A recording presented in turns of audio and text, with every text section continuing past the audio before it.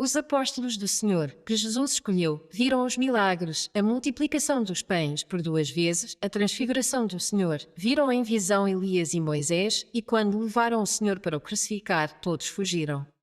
E até Pedro negou o Senhor. Estes apóstolos não se tinham convertido ao Senhor porque, estando no meio dele, com ele, parece que tiveram medo e não acreditaram. E hoje em dia, irmã, nós na igreja, nós temos apenas o Espírito Santo que é quem nos fala, e nós apenas sabemos que a Deus o vemos em espírito e em verdade. E então faço esta comparação. Eles tendo presente, sendo ensinados pelo Senhor, e aqui nós apenas com aquilo que o Senhor nos deixou com o Espírito Santo, pois nós acreditamos nele e estamos aqui.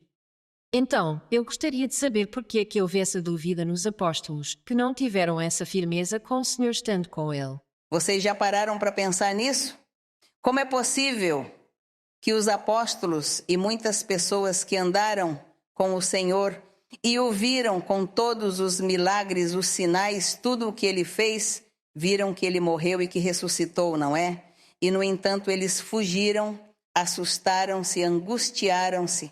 Então nós perguntamos, mas o que aconteceu? Depois de estarem com o Senhor, não acreditaram? Não. Não que eles não acreditassem, mas o que acontece é que eles naquele momento tinham uma venda espiritual. E o Senhor Jesus não lhes tirou essa venda, o Senhor deixou-os assim. E essa venda o Senhor a tirou quando ele ressuscitou. Quando o Senhor ressuscitou, quando ele viu os seus discípulos, todos estavam espantados. Senhor, mas és tu ou é um fantasma o que estamos a ver? E o Senhor diz, mas se eu lhes ensinei que eu ia morrer e depois ressuscitar, então onde está tudo o que lhes ensinei? Era porque tinham essa venda. E diz que o Senhor lhes tirou a venda. Quando lhes tirou isso, eles começaram a entender o que tinham vivido com o Senhor e a entender o que estavam a ver naquele momento.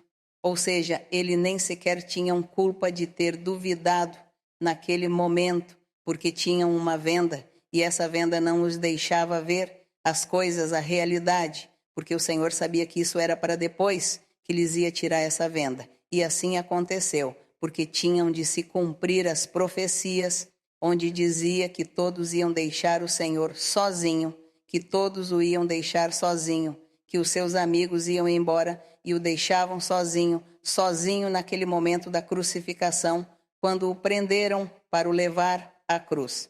Então, para que se cumprisse a palavra profética de que todos os seus amigos, ou seja, os apóstolos e todos os que tinham acreditado nele, o deixavam sozinho, abandonado, porque tiveram medo, tinha que se cumprir essa profecia, a palavra do Senhor. Mas depois eles pediram perdão ao Senhor. Quando abriram os olhos e Deus lhes abriu o entendimento, eles arrependeram-se e disseram, Senhor, perdoa-nos. Não tínhamos entendido, Senhor, mas agora sim entendemos. Mas já é tarde, porque tu já não estás conosco fisicamente, já és espírito. E então é em espírito que te vamos seguir. Então nós hoje também seguimos o Senhor em espírito, não fisicamente, mas em espírito. E quando o Espírito Santo vem e nos fala, Deus fala-nos na profecia. Quando ele nos fala na profecia, Deus tira-nos vendas, amarras, tira-nos muitas coisas e nós compreendemos a mensagem profética. E isso é que faz com que estejamos aqui.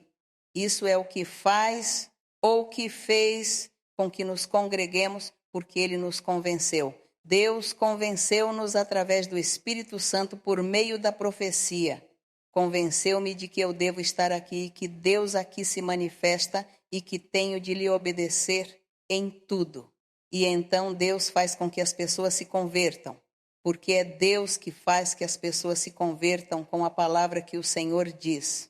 Então o Espírito Santo vem, fala-nos, faz-nos promessas e nós apaixonamo-nos por Deus em espírito.